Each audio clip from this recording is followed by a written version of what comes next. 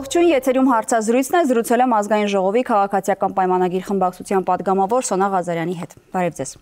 Շնորհակալ եմ Տիկին Ղազարյան հրավերն ընդունելու համար։ Տիկին Ղազարյան, Հայաստանի ու Ադրբեջանի միջև խաղաղության պայմանագրի տեքստի համաձայնությունից հետո ընդդիմությունը տարբեր կարծիքներ է առաջ բերում, մասնավորապես իրենք որակում են, որ սա կրկնակապիտուլյացիա է եւ նաեւ ադրբեջանական պահանջների կատարում, նշելով, որ Հայաստանի ու Ադրբեջանի միջև չկա խաղաղության գործընթաց, քանի որ Հայաստանը զիջում է, Ադրբեջանը թելադրում։ Ինչ մեկնաբանություն կտա։ Թերևս այս գումարման խորհրդարանի ամենաշատ օգտագործված արտահայտությունը հերթական կապիտուլյացիայի գնում իշխանությունը արտահայտությունն է, որ հնչում էր պարբերաբար տարբեր առիթներով, բայց ահա եւ տես, որ մենք ունենք համաձայնեցված տեքստ, որը կոնսենսուսային տեքստ է, որ չունի մեկ կետ, որը վերաբերելի լինի կողմերից մեկին, եւ եթե համարում են, որ զիջումների մասին այս տեքստը, ապա երկու կողմերն են զիջել, որովհետեւ 17 հոդվածներում բոլոր կետերը վերաբերում են Հայաստանին եւ Ադրբեջանին։ Պետությունները երկուստեք ճանաչում են տարածքային ամբողջականությունը,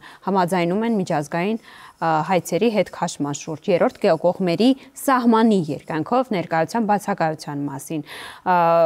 Երկու կողմերը համաձայնել են, սա հիմա ցիտում եմ այն հոդվածները, որոնց մասին թերևս շատ է քննարկվել։ Երկու կողմերը համաձայնում են հղում չանել ներպետական օրենսդրությանը եւ սահմանադրությանը խաղաղության պայմանագրով համաձայնեցված կետերը չկատարելու համար։ Ընդհանուր առմամբ բովանդակությունը քաղաքացիներին ծանոթ է, որովհետև մենք բոլոր առիթներով այս մասին խոսել ենք, եւ ես ընդհանրապես չեմ համարում այս տեքստը զիջողական, կապիտուլյացիա, կրկնակապիտուլյացիա կամ ինչպես անվանում են, եւ ես գետ մեկ պատճառ չեմ տեսնում խաղաղության պայմանագիրը օր առաջ չընկնելու համար։ Դուք ասում եք, սա փոխադարձությամբ մշակված տեքստ է, յուրաքանչյուր կետ, որը վերաբերելի է Հայաստանին, վերաբերում է նաեւ Ադրբեջանին։ Բայց հարց են հնչեցնում։ Եթե կար երկու չհամաձայնեցված կետ, միջազգային ատյաններից հայցերի հետ քաշման եւ նաեւ եվրադիտորդների հետ կապված հարցերը, քանի որ հստակեցված չէր կողմերի միջև անհամաձայնություն կար, եւ Հայաստանը համաձայնվում է դրանց վերաբերյալ ադրբեջանական առաջարկներին։ Այս մասով ո՞նց է ստացվում, որ բոլոր կետերը, որոնք վերաբերելի են Հայաստանին, վերաբերում են նաեւ Ադրբեջանին, եթե այստեղ զիջող կողմը ստացվում է, որ Հայաստանն է։ Այս առաջարկը եղել է երրորդ կողմերի մասին, թերևս տեքստի տարբեր փուլերում եւ սրա շուրջ բանակցություններ ընթացել են, բայց ուզում եմ մեր քաղաքացիների ուշադրությունը հրավիրել հենց այս հանգամանքին։ Այս պահին երրորդ ուժեր, այսպես ասած, որպես մեկնաբանություն ԵՄ դիտորդական առաքելության մասին խոսքը հաճախ գնում։ Դիտորդական առաքելության մասով ուզում եմ հիշեցնել, որ նրանց հրավերի հիմքում ընկած է եղել դեմարկացիա դեմիլիտացիայի գործընթացը, բայց որի վերջնանպատակը պետք է լիներ խաղաղության հաստատումը։ Եվ խաղաղության պայմանագիրը այսեն վերին նպատակն է եղել, որին գնում էին երկու պետություններ եւ ըստ էության մանդատի տրամաբանությունը այսպես թե այնպես խաղաղության պայմանագրի կնքելուց հետո փոխվելու էր, որովհետեւ այն գերագույն նպատակը, որ սահմանվել էր Հայաստանի եւ Եվրամիության միջև, հասել է։ Ես իհարկե պնդում չեմ անի, որ խաղաղություն կհաստատվի պայմանագրի կնքումից հետո։ Բնական է, որ երկու պետություններ ունեն սահմանազատման գործընթաց անցնելու ապաշրջափակում, բայց այն հիմնարար փաստաթուղթն է, որը պետք է հաստատի երկու պետությունների միջև կարևոր հարաբերությունները։ Իմ հարցն այն էր, Տիկին Ղազարյան, որ եթե դուք ասում եք, որ զիջում չէ այս փաստաթուղթը, կոնկրետ այս երկու առաջարկի պարագայում հայկական կողմը համաձայնվել է, որտեղ ԱԳՆ-ի հայտարարություններ դա ասում, ադրբեջանական տվյալ երկու հարցի վերաբերյալ արված առաջարկին։ Սա ստացվում է հայկական կողմից զիջում։ Ընդդիմությունն ասում է այս մասով, լավ, եթե հայկական կողմը գնացել է զիջման, որպեսզի ստանա մի փաստաթուղթ, որը հետագայում օգտագործելի կլինի դրական իմաստով, ապա այս երկուսին ինչ է համադրել Ադրբեջանը զիջելով, եթե որևէ բան զիջել է։ Ես չեմ կարող հիշել որևէ բանակցություն եւ առացակ բանակցությունում չկա հնարավորություն, որպեսզի կողմերը զիջումների չգնան այս առումով համաձայնելով այս կամ այն ձևակերպումներին։ Այս կետերի շուրջ մենք խոսել եւ զրուցել ենք, այսինքն բանակցային գործընթաց է եղել, որոշ շտկումներ արվել են եւ այս շտկումներից հետո կողմերը համաձայնել են։ Ինչ է զիջել Ադրբեջանը։ Հիմա եթե մենք Ադրբեջանը փորձում ենք հասկանալ ինչ է զիջել, սա ընդդիմությունը չի հասկանում։ Ահա, շատ լավ։ Եկեք միասին արձանագրենք հետեւյալ փաստը, որ 30 տարիների ծանր հարաբերությունների, երկու պատերազմների կոնֆլիկտի, դիվանագիտական հարաբերություն տոտալ բացակայ բացակայության ներքո տեղ ունեցել երկու հիմնարար փաստաթղթերի համաձայնեցում, դա կանոնադրություն է, սահմանազատման եւ սահմանագծման, որ արդեն իսկ վավերացվել եւ ստորագրել է, անցել է բոլոր ներպետական գործընթացները եւ մյուս կողմից խաղաղության պայմանագիրը։ Այդ ընթացքում Ադրբեջանից հնչող հայտարարություններում արդյոք մենք չենք նկատում, որ Ադրբեջանը օրինակ զիջել է այն հայտարարությունը, որ ուրեմն Ադրբեջանը այնտեղ է, որտեղ կանգնած է մեր զինվորը։ Որովհետև եթե մենք հիշենք Ալմատի հռչակագրի ի պատասխան սովորաբար Ադրբեջանի կողմից հայտարարությունը սա էր հնչում, այսինքն մի որոշ գործընթացից հետո շատ կարևոր է, որ երկու կողմերը նստել են սեղանի շուրջ եւ եկել են այն համաձայնության, որ Ալմատի հռչակագիրը կզետեղվի սահմանազատման եւ սահմանագծման գործընթացի հիմքում կտեղադրվի։ Խաղաղության պայմանագիրը ճանաչում է կրկին այս գործընթացի հիմքով տարածքային ամբողջականությունը եւ մենք կարող ենք նկատել, որ այն խոսույթները, ես մա չեմ ուզում հերթով թվարկել, որոնք առկա են եղել մի որոշ շրջան ադրբեջանական խոստույթում խաղաղության պայմանագրից բացակայում են։ Այսինքն հիմնարար նշանակում չէ, որ դրանք առկա չեն, որովհետև նույնիսկ համաձայնության տեքստից հետո, երբ Ադրբեջանը առաջինը հրապարակեց այդ տեղեկությունը, իրենք շարունակում էին իրենց պնդումներն առաջ տանել։ Մեկ խոսում էին սահմանադրության փոփոխության անհրաժեշտության մասին, իրենց տեսանկյունից մեկ խոսում էին Մինսկի խմբի համանախագահության ձևաչափից, որ նաև հայկական կողմը պիտի իրենց հետ միասին դիմի եւ լուծարվի դա։ Այս գործընթացին հայկական արձագանքը հետեւյալն է այս հայտարարություններին, որ Մինսկի խմբի լուծարման հնարավորության մասին ամենաբարձր մակարդակով մենք ստանձնել ենք համաձայնություն քննարկելու այս թեման, իսկ ինչ վերաբերում է սահմանադրությանը, ապա ոչ միայն քաղաքական մակարդակում, այլ նաև իրավական նկատի ունեմ սահմանադրական դատարանը որոշմամբ հաստատվում է, որ մենք որևէ տարածքային պահանջ չունենք մեր սահմանադրությամբ Ադրբեջանի նկատմամբ, բայց եւ այս հարցը ամենակարևորը հասցեագրված է այն տեքստում, որ երկու պետություններ համաձայնել են հողում չանել ներքին օրենսդրությանը, բայց եթե Ադրբեջանը շարունակաբար պնդի, մենք կարող ենք երկու սահմանադրություններն էլ Ադրբեջանի եւ Հայաստանի, որտեղ Ադրբեջանի պարագայում ակնհայտ կա տարածքային պահանջ, ուղարկել Վենետիկի հանձնաժողով փորձաքննության, բայց մենք այդ մեթոդների վրա դեռևս չենք պնդել, որովհետև ասում ենք, որ եւ միջազգային հանրության հետ մեր խոսակցությունը այս մասին է, որ կա համաձայնեցված կետ, ընդ որում ուրեմն պայմանագրում վաղուց համաձայնեցված, որում որ պնդում է, որ կողմերը հրաժարվում են հղում անել ներքին օրենսդրությանը։ Եվ ես կարծում եմ, որ սա բավարար պայման է, բայց ինչ վերաբերում է բոլոր հարցերը, մի փաթեթով լուծելուն, սա ես համարում եմ իրական անիրատեսական եւ դրա վկայությունն է Լեռնային Ղարաբաղի բանակցությունների ողջ պատմությունը, որը ցույց տվեց, որ մի փուլում, այսպես ասած, փուլային տարբերակից հրաժարվելով Հայաստանը հանգրվանել ամենավատ բանակցային փաթեթին։ Տիկին Ղազարյան, տևական ժամանակ պաշտոնական Երևանը, երբ խոսում էր երկու այդ չհամաձայնեցված կետերի մասին, ուներ իր առաջարկները, որ տարբեր խմբագրություններով, երբ կողմերը միմյանց ուղարկում էին տեքստերը, դրա վերաբերյալ հնչում էին հայկական առաջարկները։ Դրանցից մեկը օրինակ երբ վերաբերում էր այդ երրորդ երկրների ուժերին, որի ձևակերպումը տեքստում է դրված, բայց մինչ այդ խոսվում էր եվրադիտորդների, օրինակ սահմանազատված հատվածից դուրս բերելու պատրաստակամության մասին, խոսում էր հայցերից հրաժարվելու մասին այն դեպքում, երբ խաղաղության պայմանագիրը կնքված կլինի, բայց հիմա այդ հարցի մասով էլ ադրբեջանական առաջարկը հայկական կողմը ընդունել է։ Վարչապետը երբ թեմային անդրադարձել էր, ասել էր ժամանակի ընթացքում ընկալումներն են փոխվել այն առումով, որ տվյալ թեմայի վերաբերյալ, երկու կետերի վերաբերյալ էվոլյուցիա է տեղի ունեցել։ Ինչ էվոլյուցիայի մասին է եղել խոսքը, ներողություն, ավարտեմ, որ հայկական այդ երկու առաջարկները, որոնք առաջ էին բերվում, դրա մասին մի քանի անգամ պնդումներ է արել պաշտոնական Երևանը, հետո էվոլյուցիայի ենթարկվեց ու մենք ստացանք այսպիսի արդյունք։ Նախ հայկական կողմը մշտապես պնդել է, որ խաղաղության լավագույն երաշխիքը ուրեմն խաղաղության պայմանագիրն է։ Իհարկե դա տարերից մեկն է եւ մենք համարում ենք, որ այս բային խաղաղության պայմանագիրը կնքել այն լավագույն երաշխիքը կլինի, որը հիմք կհանդիսանա հետագա հարաբերությունների կարգավորման եւ մնացյալ հարցերի քննարկմանը, ինչպիսին սահմանազատում, սահմանագծումն եւ այլն, ինչ վերաբերում է հայտերի, սա վերաբերում է բացառապես միջպետական հայտերին, որոնց հետ քաշումը կլինի պայմանագրի կնքումից հետո, իսկ դիտորդական առաքելության մասով կրկին խաղաղության պայմանագրի կնքումից հետո բանդատի վերանայում այսպես թե այնպես պետք է տեղի ունենալ։ Ոչ մեկ պնդում չի կարող անել, որ Եվրամիության առաքելությունը Հայաստանում անելիք այլևս չի ունենա, սա այլ Հայաստան-Եվրամիություն քննարկման արդյունքում կբացահայտենք, կհասկանանք, բայց ինչ վերաբերում է սահմանի երկայնքով երրորդ ուժերի տեղակայմանը, հայկական կողմը տվել է իր համաձայնությունը։ Ընդդիմությունը զարմանալիորեն սկսել է եվրոդիտորդների ներկայությունը մեր սահմաններին պաշտպանել, չնայած ի սկզբանե այն խոսույթներ գեներացվում, ինչ կերպ խոսում էին Ռուսաստանից որոշակի շրջանակներ։ Հիմա իրենք ինչ են ասում։ Ասում են, եթե ժամանակին ասվում էր, որ եվրոդիտորդներն են այն կարևորագույն գործիքը, որ Ադրբեջանը չի հարձակվում կամ էսկալացիաներ տեղի չեն ունենում սահմանին, որովհետև նրանց ներկայությունը որոշակիորեն զսպում է Ադրբեջանին, հիմա ինչ է ստացվում, եթե դուք համաձայնում եք երրորդ երկրների ուժերին դուրս բերել, իսկ դա մի փոքր տրամաբանական է հասկանալու համար, որ խոսքը եվրոդիտորդների մասին, որտեղ Ադրբեջանը հենց նրանց մասին է խոսում, որ պիտի ներկա չլինեն սահմանին։ Ասում է հիմա եթե դուք դուրս բերեք նրանց,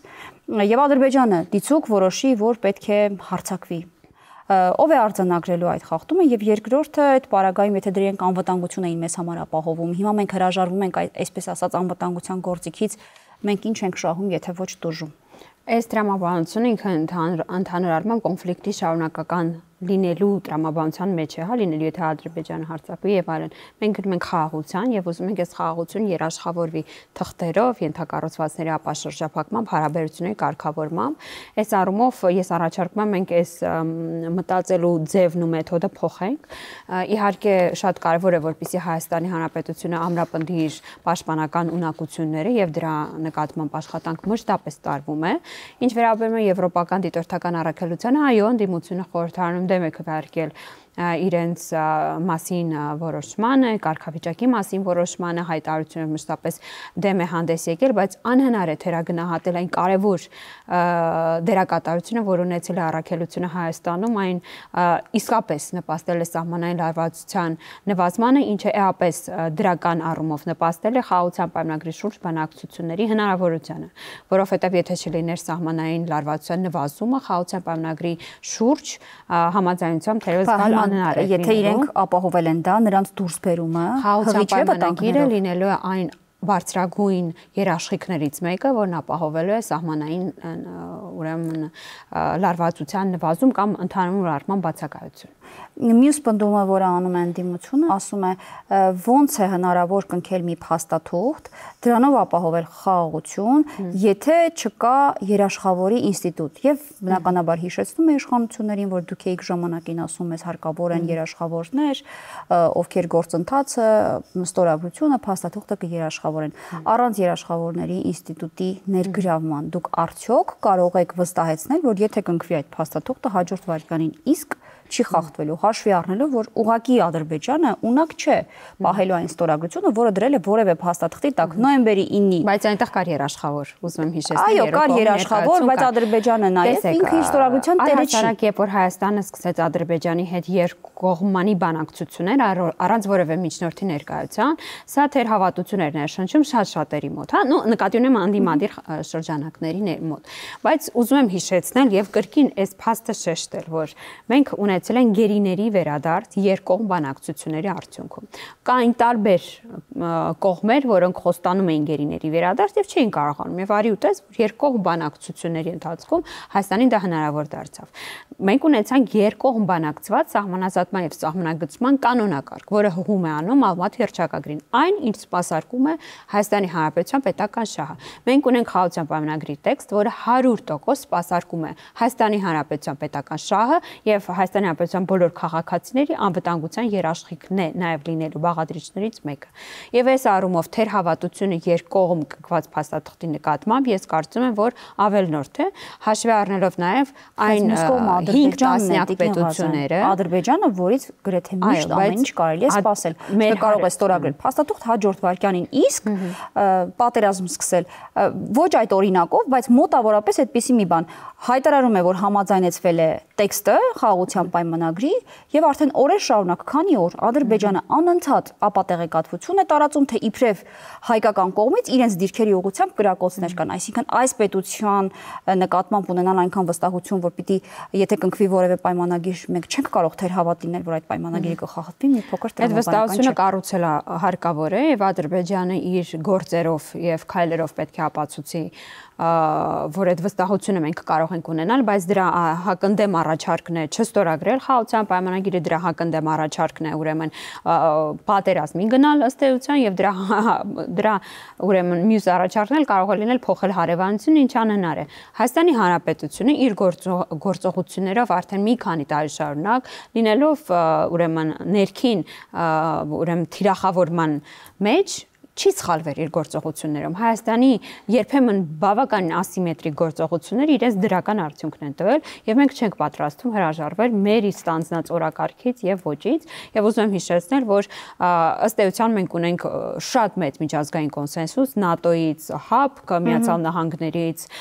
եվրոպական երկրներ, արաբական պետություններ, որոնք ամենաբարձր մակարդակով շնորհավորել է իշխանությունների քննադատող ընդդիմությունն ասում է դե նույնիսկ եթե Երևանը հանձնեք Ադրբեջանի միջազգային հանրությունը դա շնորհավորելու է, որովհետև իրենց համար միևնույնն է, թե համաձայնության մեջ տուժող կողմը որն է լինում։ Կարևորը եղել է համաձայնությունը, ով տուժեց։ Միջազգային գործընկերների մասին այդպիսի կարծիք չունեմ, ես շատ բարձր եմ գնահատում միջազգային գործընկերների, մասնավորապես ԵՄ-ի եւ Կանադայի, Նորվեգիայի ջանքերը խաղաղ առաքելության մասով Միացյալ Նահանգների եւ Ֆրանսիայի եւ այլ պետությունների, Հնդկաստանի ջանքերը Հայաստանի դրողականությունը հզորացնելու ուղղությամբ եւ ես ընդհանրապես նման դիրքորոշում կարծիք ունենալ չեմ կարող մեր միջազգային գործընկերների մասին արկայություն վկայություն առ այն վերջերս Միացյալ Նահանգների զանգներ Ադրբեջանի նախագահի խորհրդականին,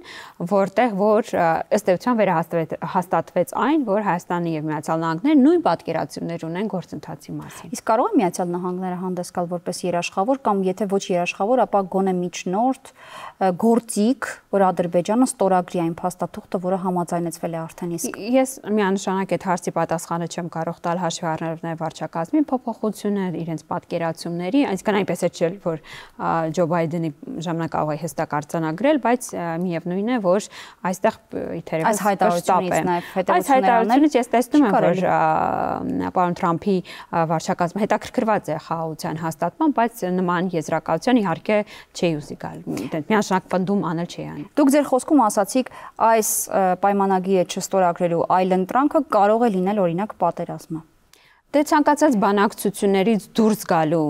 մյուս հնարավոր սցենարը պատերազմն է։ Ընդդիմությունն ասում է դուք մանիպուլացնում եք ուղղակի։ Այն առումով, որ դուք ձեր զիջումները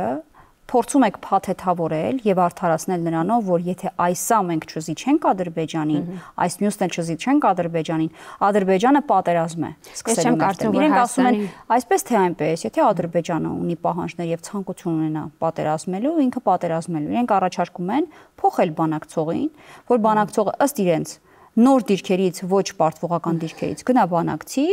եւ իրավիճակը շատ ավելի լավ կլինի։ Իմիջիայլոց ընդդիմադիր գործիչներից մեկն էլ ասում էր, որպես առաջին քայլ մենք կարող ենք սեղանին դնել գերիների հարցը եւ մեր օկուպացված տարածքներից ադրբեջանական զորքերի դուրսբերման հարցը։ Իհարկե չհնչեց պատասխան, եթե ասի ոչինչ եք դուք անելու դրանից հետո։ Բայց այդուամենայնիվ իրենք իրենց տարբերակն են արդյունքում, որը դուք չեք անում։ Առաջարկն է բանակցություններ դադարեցնել մինչև գերիների վերադարձը եւ ուզում եմ հարցնել գերիների վերադարձին առհասարակ ոնց է նպաստելու այս առաջարկը, որովհետեւ ակնհայտ է, որ Ադրբեջանը առնվազն դեռ չի արձագանքել Հայաստանի կառուցողական քայլին եւ պայմանագրի կնքումը դեռևս արձագանք չի ստացել առաջարկը կնքման, չէ՞ որ համաձայնեցված է եւ ամբողջությամբ պատրաստ ստորագրմամբ, բայց այս դիմադրությունը խաղաղության պայմանագրին իհարկե տարակուսել է, որովհետեւ ես կասկածում եմ, որ ընդդիմությունը չի հասկանում թե ինչ հետևանքներ կարող է լինել խաղաղության պայմանագրի նկատմամբ այդ ցկցողողականությունը կամ նախապայմաններ դնելը եւ վստահ եմ, որ հասկանում են, որովհետեւ իրենք էլ օրինակ ասում են 2019 թվականին համաձայնեիք, անեիք, այսինքն իրենց պարզապես ներքաղաքական մանիպուլյացիաների նյութ է հարկավոր, որովհետեւ իրենց շատ հաճախ հակասում են։ Իրենք ասում են դուք վախեցնում եք պատերազմով եւ զիջում եք ամեն ինչ, ինչը պետք է Ադրբեջանին։ Հետևաբար այս փաստաթղթի ստորագրումը հայկական կողմին է։ Ես չեմ կարծում, որ Հայաստանի Հայաստանի իշխանությունը համաձայնել են գետ 1 կետի, որը հակասում է մեր պետական շահին, դա 1, իսկ երկրորդը արտաքին հարցերի հանձնաժողովի նիստին իրենք մեջ էին բերում 19 թվականին, ասում էին, հայ 19 թվականին չի չհամաձայնեցիք, այնտեղ ուզեմ հիշեցնել այնպիսի ձևակերպումներ էին, որոնց հետո նրանք հանդես էին գալի կամ իրենց կառավարման տարիներին դեմ։ Այսինքն սա բացառապես ներքաղաքական մանիպուլյացիաների տիրույթում է գտնվում եւ ես կրկնում եմ այլընտրանք չի առաջարկվում ինչ անել ստեղծված իրավիճակում, իսկ եթե այլընտրանքն է սառեցնել բանակցությունները, դա մի նպատակով է արվում, որպեսզի ոչ թե գերիների մասին մտածելով է արվում, ասեմ ավելին, այլ որպեսզի քաոսային իրավիճակում իշխանություն զավթելու հնարավորություն ձեռք բերվի։ Տիկին Ղազյան, մյուս քննադատությունը, որը էլի համաձայնագրի շուրջ հնչում է այս օրերին, դա հետևյալն է, որ այս փաստաթղթում, չնայած շատերը այդ փաստաթղթը նույն քննադատություն հնչեցնողներից չի կարդացել, իրենց ասելով, ասում է, որ այս փաստաթղթում չկա այն մասին, որ Ադրբեջանը ճանաչում է Հայաստանի տարածքային ամբողջականությունը այն քառակուսի կիլոմետրերով, որն իրականում առկա է։ Ի տարբերություն Հայաստանի, որն Ադրբեջանի տարածքային ամբողջականությունը ճանաչում է հենց նույն այդ քառակուսի կիլոմետրերով։ Թեև դուք ասում եք, որ փաստաթուղթը նաև այն մասին է, որ երկու ստեկ ճանաչում են միմյանց տարածքային ամբողջականությունը, բայց ընդդիմությունը պնդում է, դա հիմք չէ, որովհետև դրա հիմքում, եթե կա Ալմաթին, դա քարտեզ չէ, դրա հիմքում, եթե նման ձևակերպումներ են, դա քառակուսի կիլոմետրերով արտահայտում չէ եւ այլն եւ այլն։ Մեկնաբանեք, խնդրեմ։ Նույնականն է Հայաստանի ճանաչումը Ադրբեջանի տարածքային ամբողջականության, որքանով Ադրբեջանի ճանաչումը Հայաստանի, այսինքն ձևակերպումը ամբողջությամբ նույնն է, այդ պնդումները սուտ են եւ մենք քննարկել ենք սա։ Կան փաստաթղթում գրված այն հիմքերը, թվային տվյալներ, ոչ Հայաստանի մասին, ոչ Ադրբեջանի մասին չկա, կան հիմքերը, մենք քննարկել ենք եւ ուզում հիշեցնել, որ սահմանազատման եւ սահմանագծման գործընթացի հետ կանոնադրության ժամանակ